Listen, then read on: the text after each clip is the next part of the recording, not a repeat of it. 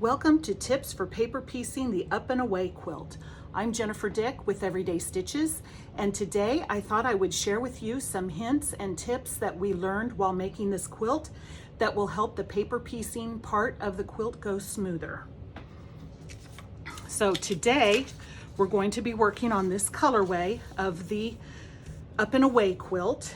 It is just kind of an opposite of what's on the cover. It's got this nice dark background which looks like the nighttime, which I really like. You know, I like the daytime one too, but this is kind of a fun variation on it. All right, to get going, you're gonna need your pattern and your paper piecing templates, and of course your fabrics. So the paper piecing templates, these I just simply printed out. If you go to the back of the pattern, you'll see a QR code.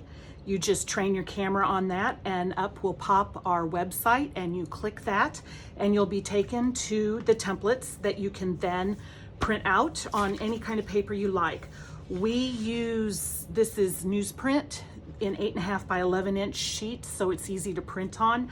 I just got it online. Very simple, easy to find. Okay, so there's your templates. And this is the pattern we're gonna be doing. Okay, so you'll want to cut all your fabrics according to what is in the pattern. You'll notice in the pattern, we don't give instructions for the paper piecing. We decided there's so many ways to paper piece and everybody has their own variation, that we were just going to leave that up to you all to decide how to paper piece. That being said, we've learned a couple things that we thought you might want to know that make this particular paper piecing experience go a little bit better. So cut out everything as it says, and then you'll notice it, after you cut out, it says use the remaining for paper piecing the nose, wing, and tail plane units. And that's what we're talking about here, that part. Okay, so after you have it all cut out, you should have plenty left over to do the paper piecing. So let's talk about the wing. This is what we're gonna concentrate on now. All right, so from your leftover background fabric, go ahead and cut another 6.5 inch strip by width of 6.5 inches by width of fabric strip. And that's what we're gonna use to do these background pieces, the number 1 and number 3 on your template. So for the wing, the number 2 part, that fabric comes from the contrails. I'll show you. Each block or each airplane has a contrail. And when you cut those contrails, you're going to have the side units left over. And that's what these are, and that's what you'll use for the wing. It makes the cutting very efficient. Okay, so first of all, let's talk about the template. The first thing you need to do is crease on the line your template. Just lay your acrylic ruler on, and there you go. You fold it over and there's your crease. Now do the same for the other line that's between the number 2 and 3. Fold it up and run your hand along that edge just to get it started, and then fold it over. Okay, so now you have them both creased on the line. All right, now let's cut the background. So take your strip and cut the selvage off. I've already done that. Now you're going to lay your template on there, centered-ish, and fold back on the line. From here, you can pin it if you need some stability, that's fine. But from here, you're gonna cut that. Make sure you leave your folded in half, front to back, right sides to right sides or wrong sides to wrong sides, so you get mirror images. Okay. And you cut it out with your seam allowance. You can see how I did that. Okay, so now you take this and you turn it around and you line it up with that line. You've already made that cut, you don't have to do it again. and then just cut along there. Okay, so now you have enough to make 2 airplanes. So some of the colorways you do 2 and some you do 3 airplanes. This is a 3, this is one for 3. So you certainly can get enough for 2 out of 1 strip. Getting 3 out of 1 strip is pushing it. So if you don't have enough leftovers to do another 6.5 inch strip, then just go to all your scraps and just find big enough pieces, and then you can do it this way. You can figure it out from there, from your other scraps. But you should be able to get maybe 3 out of there. Okay, so now let's do the number 3 rectangle, and you do it the exact same way. You fold it over and make sure it's aligned the way you want it, and you go on that 1/4 inch, you line it up with your 1/4 inch line and cut with the seam allowance. And again, you flip that over, and there we go, and line that up and cut that off like that. Okay, so there you go. There's enough for 2. You can see you can probably for sure, yeah, you can for sure get 1 more of these. So then you just have to figure out enough scraps to do 1 more set of 2 for that one. Okay, so there you have them cut, the backgrounds cut. You already have the wing cut. So you need these pieces, and you're going to sew them together like this. You're going to need those 3 to do your paper piecing.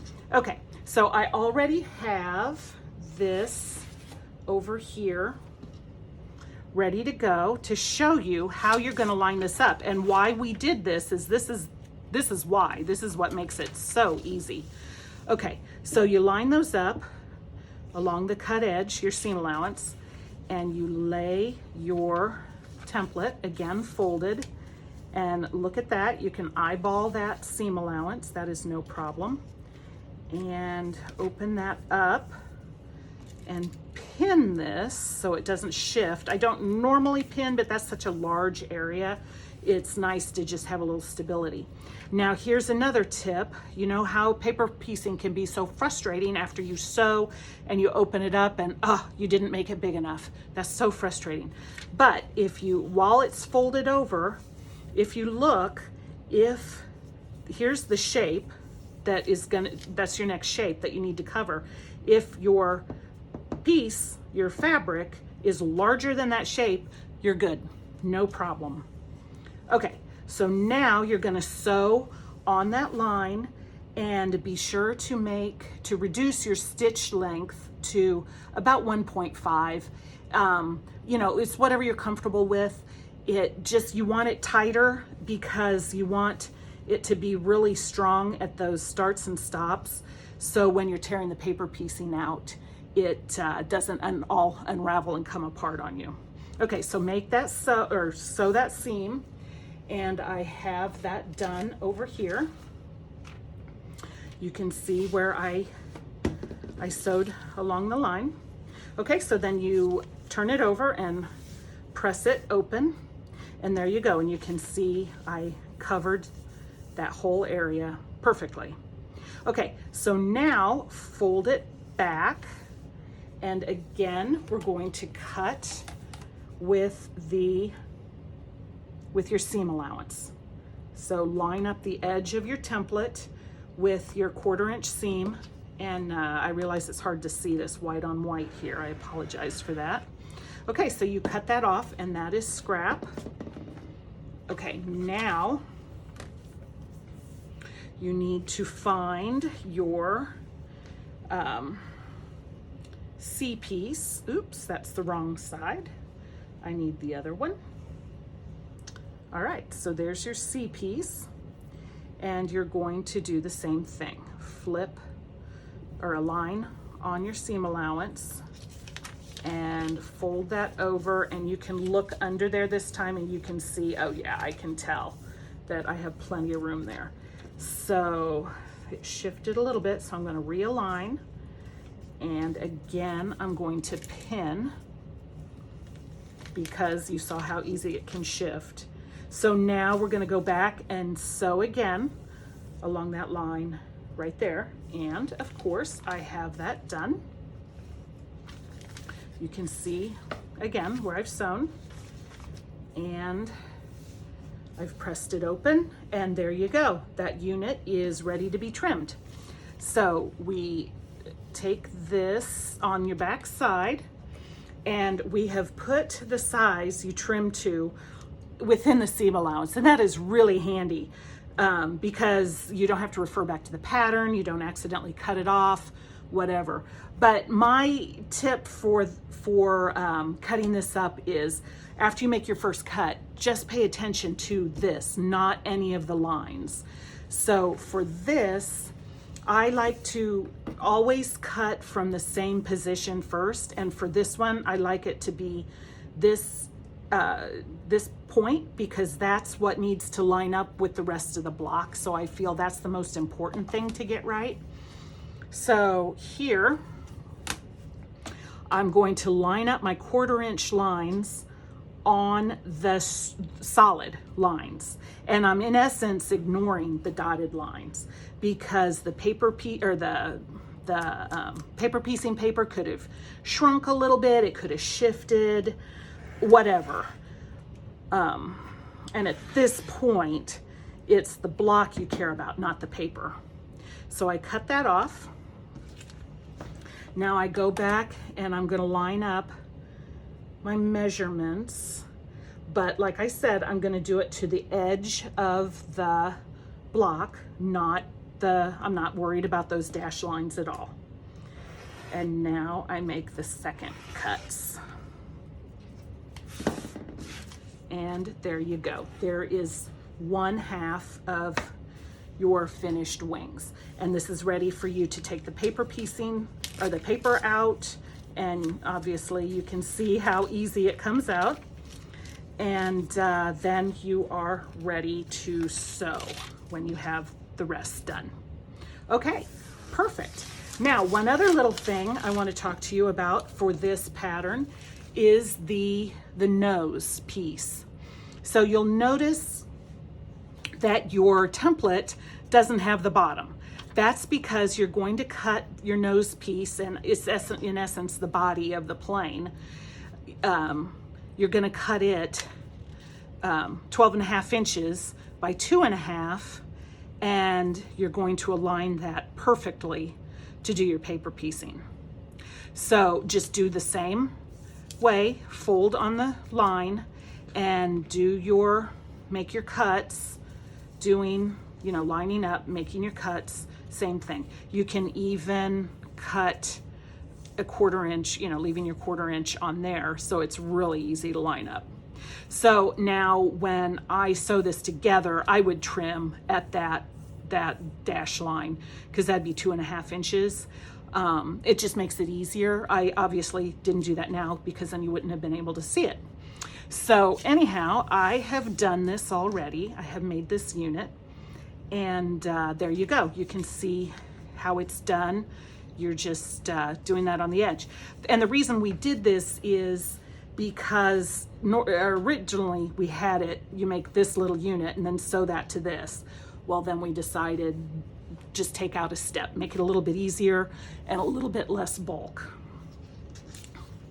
Okay, so those are all the tips and hints we have for making the Up and Away quilt.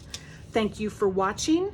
If you liked what you've seen, please subscribe, and that way you will always be notified of any new videos we have.